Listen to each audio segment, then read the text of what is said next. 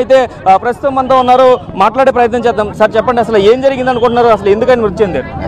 Actually Praveen పగడాల్ గారు well known person in Christianity. ఆయన ఒక డిబేటర్, ఆయన చాలా మందికి ఆయన సుపరిచితం. సో ఆయన చేసినటువంటి బోధలు కానివ్వండి, ఆయన చేసినటువంటి డిబేట్స్ కానివ్వండి, ఆయన రాసినటువంటి పుస్తకాలు కానివ్వండి, ప్రసంగాలు కానివ్వండి, క్రైస్తవ లోకానికి అంతటికీ సుపరిచితమైనవి. ఈరోజు ఉదయం ఏ టైంలో జరిగిందో మాకు తెలీదు. దివాన్ చెరువు హైవేలో 4th బ్రిడ్జ్ దగ్గర ఆయన రోడ్డు పక్కన అనుమానాస్పద స్థితిలో మృతి చెంది ఉన్నారు, ఒక బైక్ మీద. ఆ బైక్ కూడా ఆయిందే. సో రాత్రి నుంచి ఆయనకు సంబంధించినటువంటి ఎవరైతే కన్వీనర్స్ ఇక్కడ ఉన్నారో వాళ్ళు ఎన్నిసార్లు ఫోన్ ట్రై చేసినా కూడా ఆయన రెస్పాండ్ అవ్వలేదని చెప్తున్నారు. సో అలాగే పోలీసు వారు కూడా ఇందాక మేము అడిగినప్పుడు అది యాక్సిడెంట్ కాదు అని చెప్పినప్పుడు నేను నేరుగా పోలీసులతో మాట్లాడాను. ఆయన యాక్సిడెంట్ కాదని మాకు చెప్పారు. సో డాక్టర్స్ కూడా ఏమన్నారంటే ఇది అనుమానాస్పద మృతిగా ఉంది అని చెప్పారు.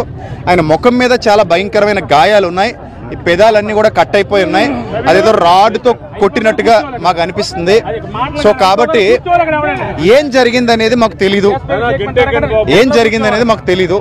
సో ప్రభుత్వం కానివ్వండి, పోలీసు వారు కానివ్వండి, చట్టం కానివ్వండి, సమగ్రమైన విచారణ జరిపి ఆయన మృతి వెనుకున్న కోణాలు మంచిగా సమగ్రంగా దర్యాప్తు చేసి అసలు ఆ మృతి ఎలా జరిగింది అనేది క్రైస్తవ సమాజానికి తెలియజేయాలని మేమందరం కోరుతున్నాం.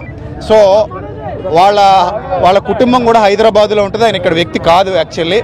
సో ఎక్కడికి ఆయన బైక్లో ఎందుకు వచ్చారు, ఆ బైక్ మీద మరి అక్కడ డివైడర్ లేదు, సో ఏమీ లేవు.